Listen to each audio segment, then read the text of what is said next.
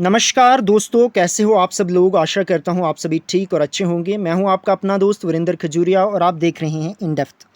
दोस्तों, previous video में हमने डिस्कस किया 3 मेथड मेज़र करने के, किसको, नेशनल इनकम अकाउंटिंग को और इकोनॉमिक ग्रोथ को और नेशनल इनकम को। इस वीडियो में हम डिस्कस करेंगे कि क्या क्या डिफ़िकल्टीज़ आती हैं नेशनल इनकम को मेज़र करने में या इकोनॉमिक ग्रोथ को मेज़र करने में या जो नेशनल इनकम अकाउंटिंग को मेज़र करने में क्या डिफ़िकल्टीज़ आती हैं। तो 7 डिफ़िकल्टीज़ हम देखेंगे इस वीडियो में, ठीक है। क्योंकि जो मेज़रमेंट ऑफ नेशनल इनकम है वो बहुत ही कम्प्लेक्स टास्क है और उसमें बहुत सारी डिफ़िकल्टीज़ आती हैं। तो कौन कौन सी मेन डिफ़िकल्टीज़ हैं, चलो इनको डिस्कस करते हैं। सबसे पहले है जी, कौन सी डिफ़िकल्टी आती है, इनकम्प्लीट डेटा। जो गैदरिंग जो एक्यूरेट और कॉम्प्रिहेंसिव डेटा की इकोनॉमिक एक्टिविटी वो बहुत ही चैलेंजिंग है। क्यों है? क्योंकि जो इकोनॉमिक ट्रांजैक्शन जो भी हुई वो इनफॉर्मल सेक्टर या अंडरग्राउंड इकॉनमी की हुई, वो रिकॉर्ड नहीं की जाती हैं और रिपोर्ट भी नहीं की जाती हैं। जिस वजह से क्या होता है, इनकम्प्लीट डेटा होता है। अगर इनकम्प्लीट डेटा होगा तो नेशनल इनकम किस तरीके से कंप्लीट होगी, वो भी इनकम्प्लीट आएगी या अंडरस्टेटेड आएगी, ठीक है। सेकेंड चैलेंज क्या आता है कि नॉन मार्केट एक्टिविटीज़।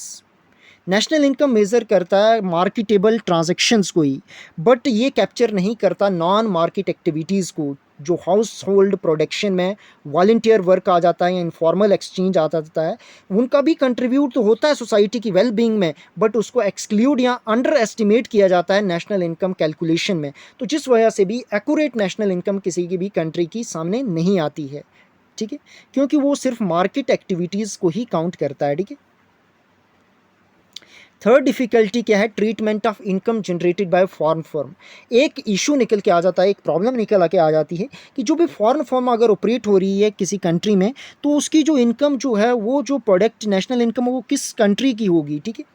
क्या वो जिस कंट्री की फर्म है उसकी होगी या जिस कंट्री में ऑपरेट हो रही है उसकी होगी। तो इस पे आईएमएफ का व्यू पॉइंट, जो जिसकी मान्यता जर्नली एक्सेप्टेड भी किया जाता है, कि जो भी प्रोडक्शन है, इनकम अराइज हुई फॉरेन इंटरप्राइजेस की, जिस कंट्री में ऑपरेट हो रही है, तो वो किसकी होगी, उस कंट्री की होगी। और जो प्रॉफिट निकल के आएगा वो किसका होगा, पेरेंट कंट्री का होगा, ठीक है। तो ये भी आपको रिमेंबर रखना है, ये भी एक डिफ़िकल्टी आती है। उसके बाद एक और डिफ़िकल्टी आ जाती है जी, स्टैटिस्टिकल डिस्क्रिपेंसी। होता क्या है कि जो डिफरेंट डेटा सोर्स हैं या एस्टिमेशन मेथड होते हैं, वो अलग अलग जो है कैलकुलेशन करते हैं, तो उनसे अलग अलग डाटा निकल के आता है नेशनल इनकम का। फॉर एग्जांपल, कोई 2 अलग अलग या बहुत सारी अलग अलग गवर्नमेंट एजेंसीज़ हैं, बहुत सारे सर्वे अलग अलग करवाते हैं, जिस वजह से क्या होता है कि वो परफेक्टली मैच नहीं करते जो भी उनके रिजल्ट होते हैं। तो ये भी एक वजह है कि ये भी एक प्रॉब्लम आती है जब हम मेज़र करते हैं नेशनल इनकम को और इकोनॉमिक ग्रोथ को और नेशनल इनकम अकाउंटिंग में, ठीक है। फिफ्थ क्या है, फिफ्थ डिफ़िकल्टी है जी, इलिटरेसी अमंग द मासेस। जो भी डेवलपिंग कंट्रीज़ में लोग होते हैं वो ज़्यादातर क्या होते हैं, अनपढ़ होते हैं, ठीक है। तो उनको पता नहीं होता अपनी क्वांटिटी कितनी उन्होंने प्रोड्यूस की, ठीक है, या उनकी वैल्यू ऑफ आउटपुट जो भी प्रोड्यूसर है कितना है। तो और ना तो वो कीपिंग रेगुलर रिकॉर्ड्स भी नहीं रखते, अपने अकाउंट भी रेगुलर नहीं बना के रखते। तो जिस वजह से क्या होता है कि ये भी एक प्रॉब्लम निकल के आ जाती है नेशनल इनकम में, ठीक है।